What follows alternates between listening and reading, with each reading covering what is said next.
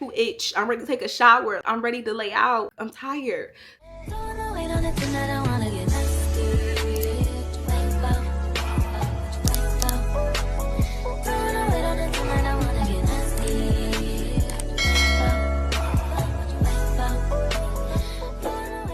Story time. If you know my channel, hey girl, hey. If you're a returning subscriber, I don't even have to say anything because you know what's up. I know what's up. We know what's up, and that's on what? That's on what? That's on period. And Mary had a little lamb. As y'all can see by the title and the thumbnail, today's video is going to be about my neighbor or my friend. What do I want to title this? I don't even want to say what's like frenemy, like an enemy and a friend, but with your neighbor. A neighbory. I don't even know what to title this video, y'all, but this video is about a former neighbor of mine. But let's go ahead and get into it. But before we do, make sure y'all go ahead and like, comment, and subscribe. Okay, so y'all already know in order for any of my story times to make sense, I have to give y'all a little backstory. In 2017, I'm gonna start from the very beginning so y'all can kind of get insight on how I even became close with this neighbor. So at this time, I had lived in a whole bunch of student housing apartments. And I don't know if y'all know how that is set up, but basically you move into an apartment that already has people living in it, or you could be the first one to move there and then later you would just have like random roommates. Like your roommates can switch several times. It was kind of like a dorm, but it was off campus. So it was a student housing apartment. And at this time, I think it was this was actually had to be 2017, 2018 because I was going into my junior year at this time. And this is my first luxury, like my first big girl apartment. Y'all, no white refrigerator, no brown cabinetry. We had wooden floors. We had an island. Like, do y'all know what it means back then to have an island? Like, if you had an island back in college, you quote unquote made it. Like, I remember telling my mom about this apartment. They probably changed the name of the apartment because the apartment was shady as hell as well. But I think it was called damn, what's the name of the apartment? The Boulevard, y'all. It was right beside FSU Stadium, and that was my first like luxury apartment. Like, it was one of the nicer student housing apartments, and the rent was expensive back then. The rent was like $1,500, and I had two jobs for a little bit. I was talking to this guy, and he would always help me out financially, so I thought I was good. I thought, like, you know, this is my first apartment. I'm talking to somebody. I have two jobs, so I should be able to afford it. Like, I deserve it. That's our problem. We be telling each other and ourselves that we deserve stuff, but it's like, can you afford it? Can you afford it? Because y'all, I could not afford that apartment. But back then, you could not tell me that I could not afford that place. But long story short, 4 months later, after living in this unit for about, it probably wasn't even 4 months, y'all. I think on the third month, I had to sit with myself and I realized, like, damn, I cannot afford this apartment. And the guy that I was dating at the time, our relationship was already at the very end. We had broke up. I told y'all this was the first man that I had dated with kids, and any excuse as to why he could not give me any money, he would always excuse it with, oh, you know, my son's birthday coming up. Oh, you know, see, that's why I ever since that relationship, I have always told myself I would never date a man with kids because I want to come before your child. And I know that's not right. Like, me coming before your child, somebody that you birthed, your responsibility is crazy. But y'all, that was my mindset. That still is my mindset. Like, I want to be the baby in the relationship. So that's why I'm just too immature to date men with kids, because I know that I'm the baby. Like, I'm the baby, y'all. So me and him end up breaking up. Even prior to us breaking up, this man had told me, and I think I told y'all this in previous story times, this man told me that he picked up a second job to help me with my bills. Like, if it's anything men are going to do, is they're going to lie. They're going to be very audacious. They're going to lie for no reason. Never asked this man to help me pay my bills by this point. Like, prior to us dating, the apartment that I had before, I think it was like $300 or $400. It was a very affordable apartment at that time. So the fact that he told me that he picked up a second job to help me pay my bills, like, he had to get out of there, y'all. So I ended up breaking up with him. We didn't break up because of financial reasons. It was other reasons why we broke up. I actually gave y'all a story time on why we broke up, but me and him ended up breaking up. And at this time, literally, if it couldn't get any worse, y'all, simultaneously to me not being able to pay my rent, I also my car ended up breaking down, y'all. My Chrysler broke down and it was in the shop, and I don't recall how much it cost to get fixed, but I want to say it was like close to $1,000, and I was already struggling with how I was going to pay my bills. So I remember it was the 20th. It was literally the 20th of October. Rent was due in about 10 to 15 days, y'all. And my car had broke down, and I was taking an Uber, and my Uber driver ended up being, he was either the franchise owner of the Chick-fil-A at FAMU's campus, or I think he was, I don't know if he was a brother or if it was him or if he was like the owner of Mets, but somehow I was telling him like I need another job, y'all, because I also at this time I end up quitting I used to work for Verizon, y'all. I had ended up quitting Verizon, and I'm in this Uber, and I'm in the back of the Uber talking to the driver, and the driver is basically telling me that he can get me a job at one of the food spots on campus. So I end up telling him like I can come, I can do an interview. Fast forward to the next day, y'all, he ended up hiring me on the spot. I started working at Chick-fil-A, and if you're not new on this channel, y'all already know how my journey goes with working at Chick-fil-A. None of the girls like me at Chick-fil-A, so that was very like on and off too. Like the income wasn't stable. Like I would come in for work and they didn't like my attitude, or if I was too combative that day, they would like literally send me home for nothing. Like it was just a very toxic workplace, y'all, to say the least. But at this time, I'm working at Chick-fil-A, and I told y'all I am a very, I don't want to say flirty, but I do believe that I'm the type of person, like I've never met a stranger. Like there's no such thing as meeting a stranger with me. I will talk to anybody. Like if he got two legs and an eye and he can speak English, like we will have a conversation, y'all. So there was this guy that came into Chick-fil-A, and I don't remember how we became friends or how I gave him my contact information. I don't even know what was the first thing he said to me, but I would meet a lot of people from working at this Chick-fil-A. I ended up giving this guy my number, and I was never like interested in him romantically because physically, the looks was on the ground, y'all. The looks was just not there. I was not physically attracted to him, but you know, he was a cool person or whatever. So me and him became friends. And at the very beginning of our relationship, I told him I wasn't interested in him because he definitely was trying to, I don't want to say court, y'all, because like I said, at this time, what was I? Court. I mean, people get married at 23, 22, but that definitely was not my mindset at that time. He was trying to court me, y'all. He was older than me. He was the band director, and I want to say he was either a senior, he was in his last year, or he was already in a graduate program. I cannot recall, y'all, but I knew he was like 4 years older than me at this time. And I ended up telling him, I think it was like the third or the second date he took me on, I told him like, I just got out of a relationship. I'm not looking for anything serious. We can have a friendship platonically, but like I'm like, me and you can never be a thing. Like there would never be this, like it would never be a thing. Like we can have a platonic relationship. And he accepted that. He said okay. But all the while he said okay, y'all, I knew that this man was still trying to pursue me. Like I knew he was still trying to, like, hoping and wishing on a star like one day it can work out between me and him. And I know this just by like the things that he did. But like I said, he was like one of my girlfriends to me. Like he would invite me over, he would cook dinner for me, we would go out on dates. And I know y'all thinking like, did you ever pay for any of the dates?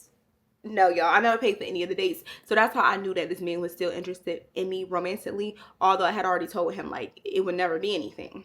But fast forward, we're still friends by this time. I want to say it's probably, I know it was at the end of my lease. I want to say it's probably like nine months later. I'm living in this apartment. At the very beginning of me living in this apartment, it was already just not a good situation with my roommates because I was the girl that moved in last. Like it was two women already living there. So although I was ecstatic about having my first luxury silver, a full refrigerator. My refrigerator was reflective. Like I had a nice refrigerator, the nice fancy microwave. Like before all my other apartments, you had the microwave that sat on the counter. No, y'all, I had the microwave that was in the sky above the oven or the stove, y'all. I had that type of microwave at that time. So I was really ecstatic about the apartment, but I'm not gonna lie. We're gonna call the other character in this story neighbor. My neighbor at that time, like the first day that I moved in, she saw me moving into my apartment. And she came over, she introduced herself, and she was like, are you moving? I'm like, yeah, I just moved in. And she was just like, girl, you gonna love it here because this is the lit apartment. Like she had already told me that my apartment was a lit apartment. And I recall telling her like, I don't like lit. I like boring. I don't want lit anything. And I do want to say they did have like roommate matching. I don't know if we did that. I don't know if they asked me about my preference on the type of like people they put me with. I think they did. You just sign the lease and they put you in whatever unit is available, y'all. But I do recall the neighbor, like the first day I moved in, she told me that my apartment was the lit apartment, and she was telling me all of my roommates' business. And at the time, y'all, I was eating it up because like I wanted to know what I was moving into. So my one roommate, I had two roommates. My one roommate, she was a hairstylist. She would have our apartment jumping because she would have everybody and their mom in the apartment. And shout out to Ashley. Ashley was so fine. Like I still pray for that girl to this day, because y'all, when I say I'm not bi or homosexual or anything like that, but when I say this girl was fine, she was so fine. When I say, this is before we call it body tea now, but this is before all of that. Like she was the epitome of body tea. Like this was her body, y'all, and this was her ass. This was the colossal. Like she was so fine, so pretty.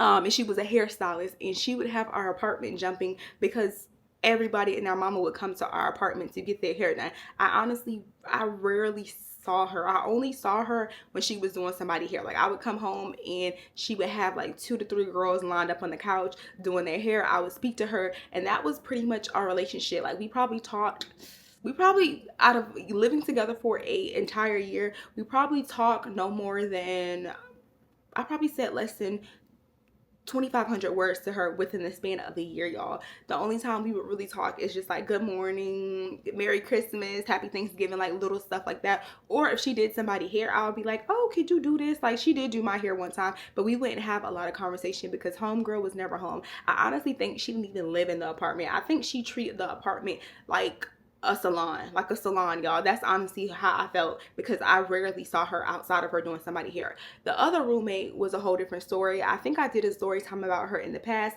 She was also in the band, and she would frequently like throw parties, and then she was also a lesbian. She had a girlfriend that lived in our unit, but she was not on the lease, but I felt like she needed to be on the lease, because why am I paying an electricity bill for 4 people when I signed the lease? I mean, for 2 people, when I signed the lease to live with, sorry, not 2 people, 3 people, y'all, 3 people. I signed the lease to live with 2 people, but I have you in your big back receding hairline girlfriend living here. So her girlfriend was always there, and once it came to my attention that this was going to be a normal occurrence and she was always going to be there, I spoke up and I asked my roommate, like, hey, I'm not really comfortable with her being here all the time, and if she is going to be here all the time, can you at least pay 25% of my portion of the electricity bill? I don't care what the arrangement you had between the hairstylist prior to me moving in here, but I don't think it's fair. Oh yeah, y'all, I need to go ahead and address this. I forgot to address the elephant in the room, y'all. I have a wart. I woke up with a wart on my face. So this is like some rash cream that I put on my face because I woke up with a wart. That's what that is. I know it's on my face, y'all. It's not toothpaste.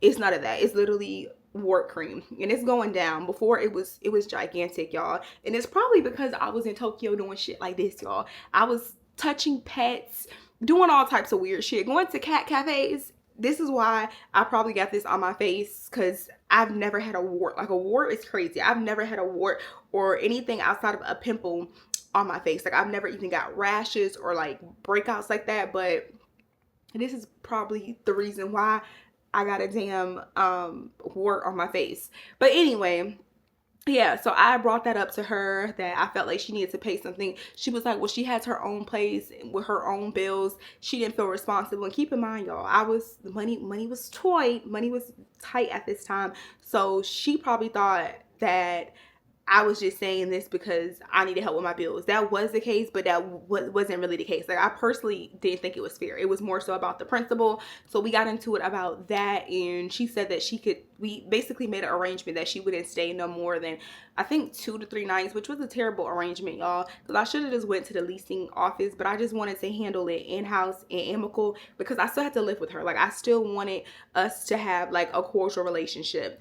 And what else happened? Another situation happened where if I'm home, y'all, my brain is not thinking about the LGBTQ queer community. So if I want to be comfortable, like when I'm comfortable at home, if I wasn't on camera, y'all, I wouldn't have on any clothes. When I'm in the comfort of my own home, I do not like wearing clothes. The most I would wear is a oversized shirt and some panties, and sometimes I'm in a towel. Like I don't really like wearing clothes a lot.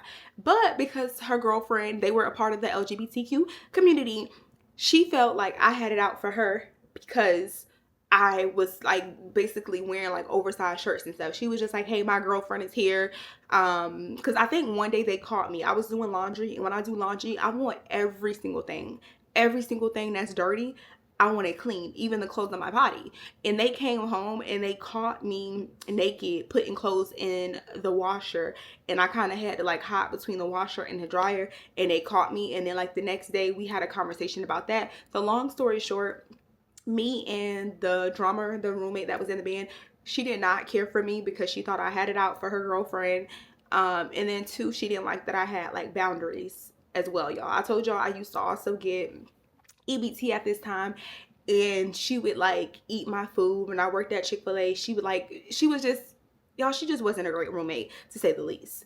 Fast forward, again, neighbor had already kind of told me this day one, but I wasn't very receptive to it because I didn't know her like that. So she was telling me like, "Oh, this is the lit house, y'all always have company at your house." I don't think she knew one of the roommates was a hairstylist. I honestly think that she thought that our house was like the trap house because they would regularly have band practice in our damn living room, and then it was always girls going in and out the apartment at any given time because my roommate was a hairstylist. So from the neighbor, like from the outside looking in, she thinking like, "Oh, y'all the lit house, y'all the party house," or whatever. So I remember telling her like, "Girl, I don't, that doesn't entice me. Like I like boring. I like people that go to sleep by 7 p.m. and eat dinner at 6 p.m. Like that's what type of roommate I would prefer." So fast forward, anytime I would like come home or like do anything, neighbor would be there. She'll be just like, "Hey, I put your package by the door. I pick up," like y'all, she would pick my package. Like if I got a package in the mailroom, she would bring my package and put it in front of my door just because we were neighbors. Like I thought neighbor was cool. I didn't know that neighbor, let me not say too much. I'm just gonna let y'all know all the things that she did leading up to this. She was one of those people where if she seen your packages, she'll pick them up. If she got food or cooked, she would knock on the door and she would be like, "Hey, did you want something to eat?" Like she was one of those type of roommates. Like she was one of those people, you know, the people that you see on movies when the neighbors move in and they bake you pie. Y'all, she baked me a cake. Like that following week, she said that she had like school and work and finals and stuff like that. She said, not finals, I think it was like midterms because I moved in like around October, November, y'all. So she said she had tests to do, but that following week she knocked on their door and she had a cake. She had a cake, y'all. It was like a little welcome cake. I did not eat the cake because at that time I didn't, y'all, I didn't know where her, I didn't know where her, how her house was, where her mouth been, if she had any pets. I didn't know anything about her at the time. And I would like to say that this roommate was white. The neighborhood was predominantly white, y'all. A lot of the students that live in this neighborhood was FSU students because the stadium was directly across from my apartment. So keep in mind, I'm just doing like very little small talk with the roommate until one day, I think it had got to the point where I think it was the day that I had went to see my advisor, and my advisor basically advised me to change my major. I couldn't get past biochem, y'all, and on top of that, I was still struggling like with my rent and stuff. And I think she just caught me on the wrong day, because typically if somebody asks you like, "Hey, how you doing? Did you have a long day?" I'm able to lie with grace. Like I'm able to keep it moving. But this particular day, I came home. I also want to mention, y'all, at the time I was, when you know how when you're going through a struggle, it's sometimes hard for you to like see the bigger picture. So during this time, I was struggling with school, struggling with life. So I couldn't really clearly see that this girl, the neighbor, was more than nosy, y'all. She was doing a bit too much. Because there was a lot of times where I would come home and she would like open her door, like she would hear me putting the key in my door, and she would open her door and be like, hey girl, hey Asia, did you eat tonight? And at the time, I'm just thinking like, this is normal, like just this is her being a neighbor. But keep in mind, y'all, we also did not have an elevator in this apartment. That's crazy how they convinced me that I was living luxurious, and we didn't even have an elevator, and I live on the 3rd floor, y'all. So she had to be like looking down, like when I would come home, she had to be looking out her window, seeing me walk to the apartment building to know when I was coming. Because it ain't no way, like this would happen like 3-4 times a week. I would come home at different times, and she would just be like, hey, how you doing? Did you want something to eat? Like she would just make small talk with me. This particular day, like I said, at this point, it's already been months of me living at this apartment, and we're almost at the very end of my lease. Like I'm counting down the days I can get out of this high ass rent, y'all. I was counting down the days. I came home, she heard me opening my door, and she opened her door and she peeked her head out, and she was just like, long day, you good?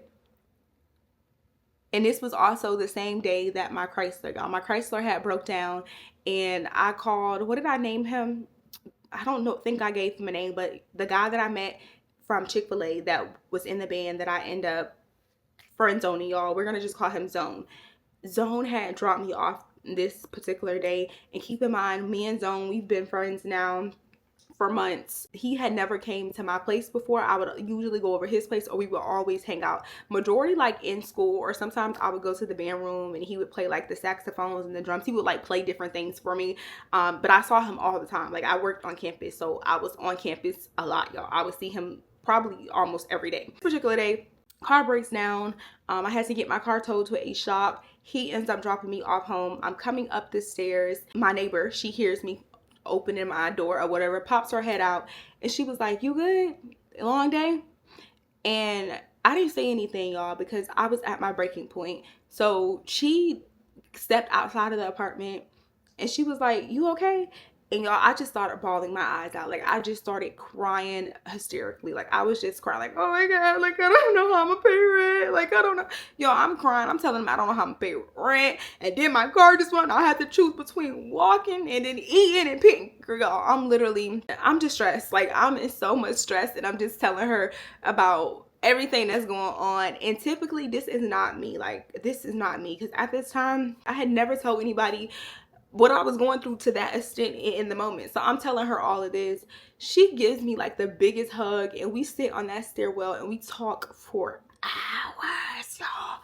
But at the time, I missed a lot of the signs. She wasn't asking questions like, do you need anything to eat? Do you need help? Or if you get evicted? Like she wasn't asking questions like that. She was asking more so questions like, oh, who dropped you off home? I told her, like, my homeboy dropped me off home. And then she would be like, well, how long have you known him? She was asking a lot of questions about everybody else. And even then, she was like, well, did you tell your roommate? And I was just like, why would I be telling them? Like, we're not under one lease together, y'all. It was a singular lease or whatever. And at that time, me and my roommates, we were very much cordial, because anytime there would be any animosity, I would like bring it to their attention and be like, hey, I don't like this. I like, at the very bare minimum, if we live in the same house together under one roof, I need to know that you're not gonna try to off me. So you need to speak to me. Like when we came in the house, anytime she would try to come in the house and not speak, I'll be like, hey. And then if she didn't say nothing, hello. And she would be like, hey. Like I would force homegirl to speak, because I'm not gonna stay in a house with somebody that don't like me. Like I can understand you don't like me, but you're gonna pretend that we at least cordial. Like I need to be able to leave my room door unlocked at night and not know that you gonna come in there and slip my neck. Like I don't know, y'all. At that time, she was asking me all the wrong questions, but I did not realize it, because like I said, I was stressed. I was going through so much. So I'm crying and I'm telling neighbor all of my business. Keep in mind, y'all, I honestly probably felt comfortable talking to her also, because she was older than me, y'all. I want to say she was like 25 at this time. So I was kind of like feeling comfortable venting to her, thinking like, you've been through life. Like you've been through life. You're older than me. You're in the graduate program right now. I think she was in the doctoral program. I don't remember, y'all, but I do know that she had already graduated, because at one point we did exchange socials, and I remember going on her page and seeing her bachelor's picture when she graduated or whatever. So boom, after that night, like after this day, I thought everything was just gonna go back to normal because it's just like I had a weakness. Y'all know how it is. Like when somebody asks you, are you okay, when you really not okay, and it takes everything in you to tell them like I'm not okay. And I just had one of those moments. I thought like, you know, she's still just my neighbor. After that, I thought her being invasive was her trying to check on me. Like I thought she was just trying to not overstep. Looking back, she was definitely overstepping. Honestly, just thought that it was her trying to make sure that I'm good. And I kind of seen it as like, you know, somebody trying to really make sure you good and they in your corner, and she's just looking out for my well-being. She started coming over, when I say every single day, she started coming over every single day to the point where she knew my work schedule. Like the days that I end up not working at Chick-fil-A, I would come home like at like 6 instead of 10. She would be like, you ain't go to work today? And like I said, anytime she would hear that key dangling, she would know. And I know y'all thinking like, well, how was she coming over so much, y'all? She would come over to the point where my roommates thought that we were friends. That was also an issue that I had at that apartment. They would never, when I say never, they would never keep our front door locked. It would be so many days where I would put the key in the door thinking I'm unlocking the door, and y'all, I'm locking the door because they never locked the door. Like they would always leave the door unlocked. She even mentioned like I said, y'all, our house was the lit house. People were in and out of our house or whatever. And a lot of times I got desensitized to it because I'm thinking like my roommate does hair. Like I wasn't really overprotective of my stuff. Like I would leave my room door locked and lock my door. But when it came to like the common area, like I just didn't feel territorial over any of my things because my roommates were just so openly willingly having everybody in the house. So around this time, keep in mind, I still do not have a car.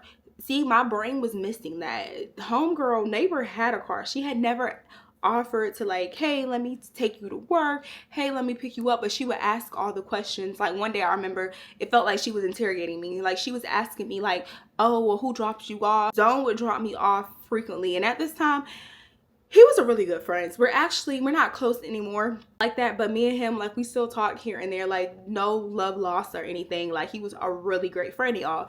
But at this time, he really stood up. Like I even started ruminating on considering giving him a chance because the man was like, when I say he was stepping up, y'all, he was stepping up. Like it had got to the point where well, I used to work on campus, so I think I told y'all, if you work on campus, you're able to get food for free if you're in uniform from any establishment on campus, or if you're not in uniform and you build a rapport and people know like, hey, that's the girl that works at Chick-fil-A, they will give you food for free. So it had got to the point where I didn't have any extra money to like pay for food, y'all, so I would only eat like on campus. But because I was friends with Zone and Zone still had a thing for me, y'all, he would fill my apartment up with groceries. And I know y'all thinking like, oh, you had EBT. I only had EBT for about like 3 months, y'all. And I'm not even gonna tell y'all how I got the EBT, but just know the EBT wasn't something that I had for a very long time. It was like 3 to 4 months. So in between that, he would fill the refrigerator up. Eventually I did get my car fixed, but even then, y'all, you can have a car, but do you got money to put gas in it? It got to that point where it was just like, girl, I don't even know if I was gonna have money to put gas in my car. And at that time, this is why I think when you're dead broke or you're at your lowest, you definitely should not date or should not allow anybody to pursue you. Because I told y'all I was in deep thought about maybe I should give him a chance because he was really stepping up to the plate and doing a lot for me at that time. But it was just like, Asia, are you trying to give this man a chance because you really like him as a person, or you like that he fed you today? That's why I say you should not date. I do not believe that women or anybody should date. When people be dating and they don't have absolutely no money, your focus should not be a man, because you will be blinded. You will be thinking that you really like this person, but really you just like what he did for you and you couldn't do it for yourself.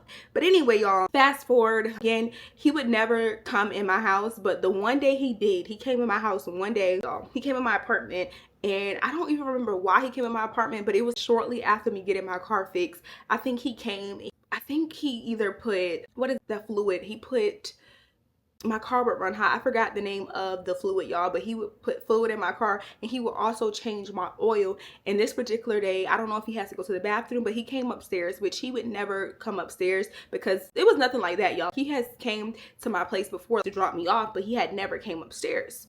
So this particular day, he comes upstairs, and like I said, my roommate happened to be home. Not the hairstylist. She wasn't there that day, but the girl in the band that we didn't really get along.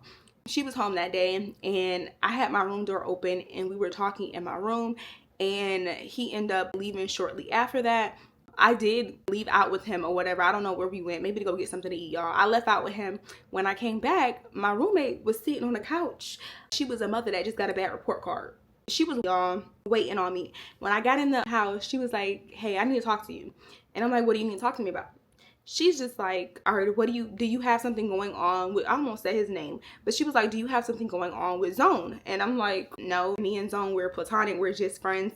Never, the most we've ever done, that man has held my hand, but never even kissed that man, never even let that man breathe too much of the same air as me. It's strictly platonic. So I'm like, no, we're just friends. And she was just like, well, you need to be careful because he's a womanizer. And he also, I think she told me that he forced himself on her. I'm not gonna say that he raped her, y'all, but she alluded towards that. She was just like, he pushed himself on me. We used to talk last year, and he was doing all of these things, and we ended up having a super big breakup, and then he just went ghost. The fact that he was even in our apartment, it triggered me. The fact that he was that close to my room, it just made me feel so uncomfortable. So I'm just like, Zone? The man that's been my savior, y'all, this man's been my savior for the last few weeks. He's been really coming through as a friend. So I'm in disbelief. Are you sure? And keep in mind, we would spend a lot of time together. If I wasn't with my homegirl, which she was also struggling at that time, and she was always in a very depressive state. So me and her, we would talk on and off. So I was mainly with Zona because, like I said, y'all, when I was without my car, it took me 2 months to save up enough money to get my car at the shop. So he was picking me up, dropping me off to a lot of places. It was a lot. So she's telling me all of this, and I'm just like, oh my gosh, that is so crazy. And I'm like, he's tried to pursue me in the past, talk to me in the past, but no, we don't have anything going on. So she's trying to get all of the details about how we met, when we met, do we have any relations, and I'm just nothing at all. So it gets to the point where she wants somebody dry in the mouth, that they talking in your face and they want you to say something, or they want you to respond in a certain manner. And they start talking, and they start sounding like they had cotton in their mouth, y'all, because they're dry. The tongue is dry. She just kept talking, and I feel like she was trying to make me be like, oh, I'm done being friends with him. But at that time, y'all, I trust him more than I trust you. You're the same person that was eating my food without my permission. You was the same person that was cracking my eggs thinking I wouldn't notice. No, I wasn't going to say that, y'all. So I apologized to her, basically saying, that is crazy. I'm so sorry that happened to you. Because she never came out and said it, but she alluded to the fact that this man forced himself on her. And she was saying that he was a terrible person. Be careful. And if y'all want the in-depth story time of everything that happened and transpired, because this story is not about that, but I will try to look for that other story time, because I think I did do an in-depth story time on that roommate and how this situation changed the trajectory of our roommate relationship after this, because I didn't react in the way that she wanted me to react, y'all. She's sitting on the corner of my bed because she was from the living room. I got kind of tired, y'all. I had just came home from going out to eat. I was sleepy, and I had ended up going to my room, started undressing, and she was still there. She felt comfortable, sat on the end of my bed, and she was just telling me about her relations with this man and the things that he did to her and how he goes to her and all this crazy stuff. And it's got to the point where it was just like, girl, my cuckoo itch. I'm ready to take a shower. I'm ready to lay out. I'm tired. So she ends up leaving the room or whatever, y'all. And the following day, or maybe I don't know if it was that following day or if it was a couple days later, but neighbor ended up coming over. And when neighbor was over, my roommate came home, and we were all in the living room talking. And my roommate brings up the situation with, I can't remember his name. I keep wanting to call him Van, but y'all, Zone. She brings up the situation with Zone because it was still fresh in her mind. And again, I think she was still trying to see if I talked to him, she wanted me to come back and say something, because of course I did talk to him, and he completely denied that. He was just like, no, that's not how that went down. She wanted me and I rejected her, and she was like crazy. We did have he said they had a one-night stand, and this girl, and I know how women can be, like, women will fantasize and think that it's something. Just because you get with the cooter, that does not mean he's your man. That does not mean that he owes you any loyalty or responsibility just because you decided to get cracked. That's not that. But she felt strongly that they had something going on, and she said after that transpired, he started moving funny. So he was just like, no, she's a liar. And then that's when I figured out that he was really hoping that it would be something between me and him, because he even said at the end of that, he was just like, I hope this doesn't change our relationship or our friendship, or you don't look at me differently. And it really just cleared up everything for me, y'all, because like I said, I did ruminate on the idea of maybe giving this man a chance. But when I found out that you were drumming more than drums and saxophones, all the chances went out the window, y'all. But like I said, he was still a great friend, so I wasn't cutting him off from being a friend. So keep in mind, that's literally how that conversation went with me and him. It was nothing more. Didn't hold anything against him. I just told her what the allegations were. He completely denied it.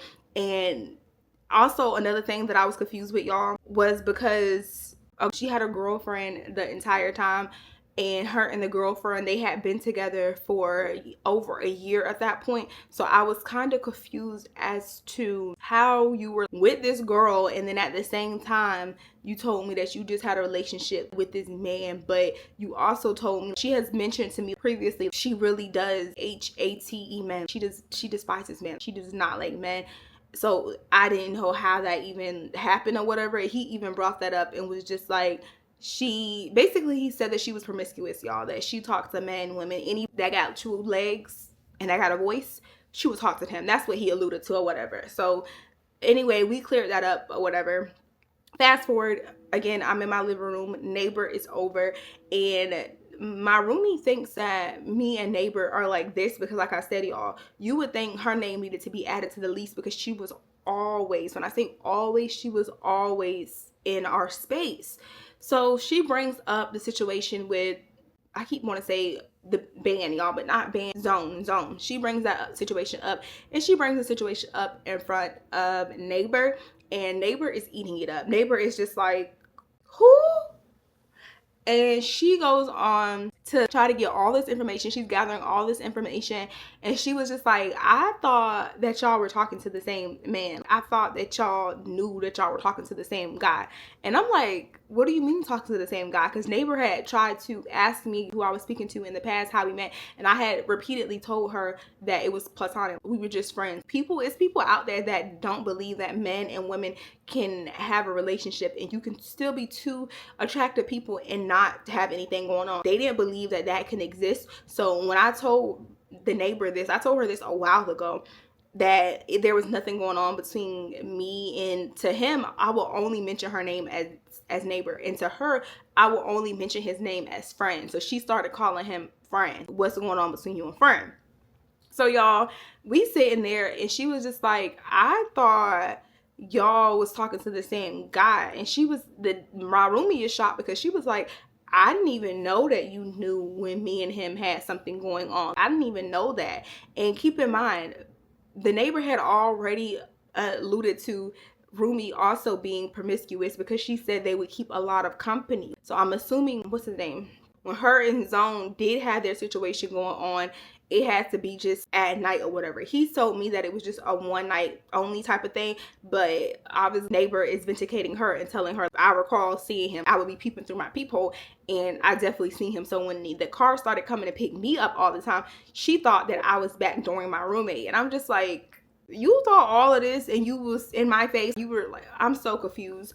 So that was my main focus, because I felt disrespected, because I'm like, why would you think that I would do something? I don't know her or owe her any loyalty, but why would you think that? So neighbor was just like, I had no idea. Not neighbor, my roommate was just like, I had no idea that he was over here. I also want to mention, y'all, she asked me to never, she was like, don't invite him over here, don't ever have him over here. And the fact that regardless of who was telling the truth, because I believe that there's a truth and then a story, pretty much. Like, his truth is the way he perceived things, her truth is the way that she perceived things, and then in the middle somewhere lies what actually happened.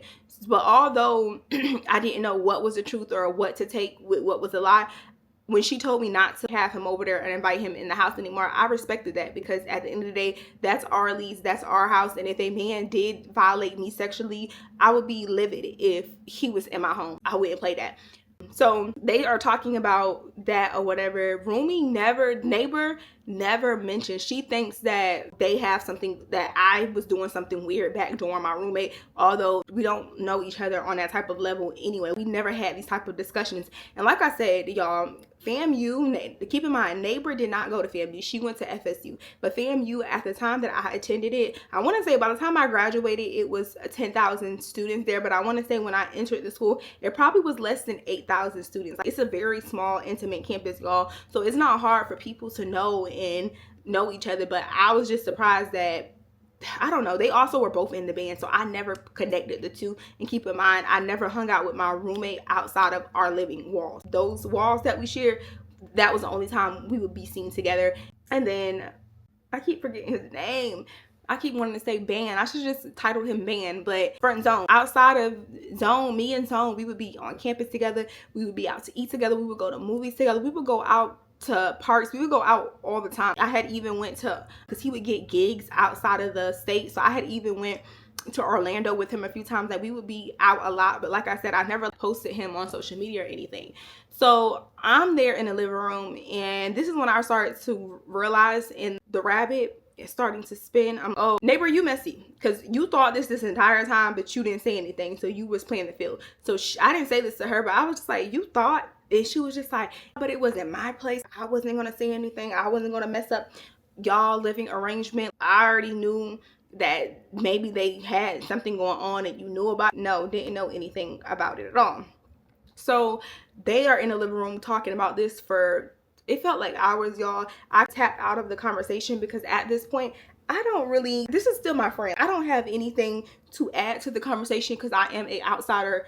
I'm an outsider. They know about what's going on more than I know about what's going on. So I end up leaving the living room area. Again, neighbor was always at our house, so I'm sure my roommate thought that she was my friend. It was okay for her to be there. Fast forward, shortly after that, y'all, the invitations, the food, the coming over all the time, which I didn't mind that stopping, but it literally stopped immediately after she found out that I didn't have any seriously going on with this man, and it was no beef, no drama or anything between me and the roommate because of this. She just disappeared. None of the long days, I would still hear her.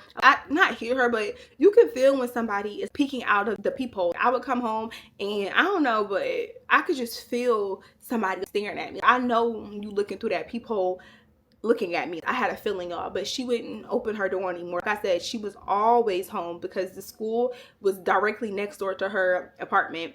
So she was always there, y'all. If she wasn't at school, she was at the house, and any movement or anything that went on, that neighbor, she knew exactly what was going on. It was no more questions, no more coming over.